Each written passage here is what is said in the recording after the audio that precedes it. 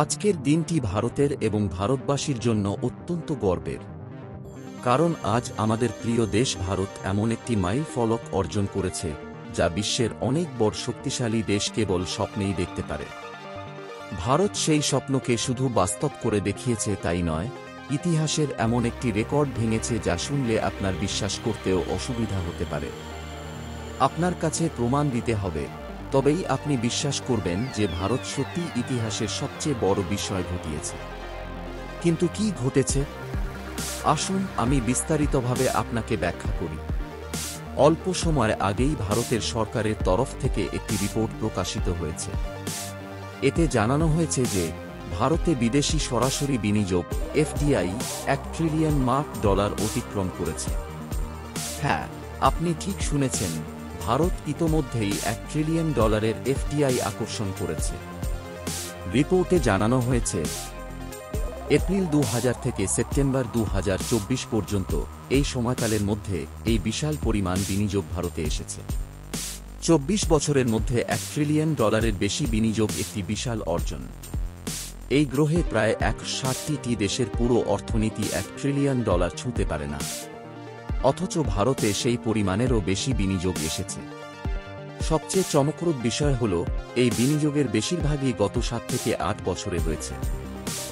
যদি সঠিক পরিসংখ্যানের কথা বলি, তাহলে এই এফডিআইয়ের মোট পরিমাণ দাঁড়িয়েছে $1.03 ট্রিলিয়ন। এর মধ্যে দুটি দেশের অবদান সবচেয়ে বেশি। আপনি হয়তো ভাবছেন যে আমেরিকা বা ইউরোপের কোনো দেশ এই বিনিয়োগে শীর্ষে থাকবে, কিন্তু না, এই দুটি দেশ হল মরিশাস এবং সিঙ্গাপুর। মরিশাস থেকে মোট এফডিআই-এর 2.5 এবং সিঙ্গাপুর থেকে 24 এসেছে। আপনি হয়তো ভাবছেন, মরিশাসের মতো একটি ছোট দেশ কিভাবে এত বড় পরিমাণ বিনিয়োগ করেছে। মূলত এটি সরাসরি মরিশাসের অর্থ নয়।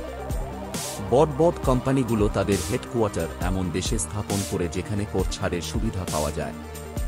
সিঙ্গাপুর এবং মরিশাস এমনই দেশ। এই দেশগুলির মাধ্যমে বিশ্বের অন্যান্য দেশের কোম্পানিগুলো ভারতে বিনিয়োগ করে। এফডিআই-এর অন্যান্য উৎসগুলোর মধ্যে রয়েছে আমেরিকা 10, নেদারল্যান্ডস 7, জাপান 6 এবং যুক্তরাজ্য 5। তবে আরব আমিরাত থেকে মাত্র 3 এফডিআই এসেছে, যা অবাক করার মতো। ইউএই-এর মতো একটি গুরুত্বপূর্ণ বাণিজ্য অংশীদার থেকে এত কম বিনিয়োগ আসার কারণ নিয়ে ভাবার প্রয়োজন রয়েছে। বর্তমান সরকার, বিশেষ করে 2014 থেকে 2024 পর্যন্ত, ভারতে প্রায় $76 বিলিয়ন বিনিয়োগ আকর্ষণ করেছে। আগের 5 বছরে এই পরিমাণ ছিল মাত্র $360 বিলিয়ন। এটি স্পষ্ট করে যে সাম্প্রতিক বছরগুলোতে ভারতে বিনিয়োগের গতি উল্লেখযোগ্যভাবে বেড়েছে। আগামী 10 বছরে ভারত কি এই গতিকে ধরে রাখতে পারবে, বা এর থেকেও ভালো ফলাফল অর্জন করতে পারবে? আপনার মতামত কি? কমেন্ট করে জানান।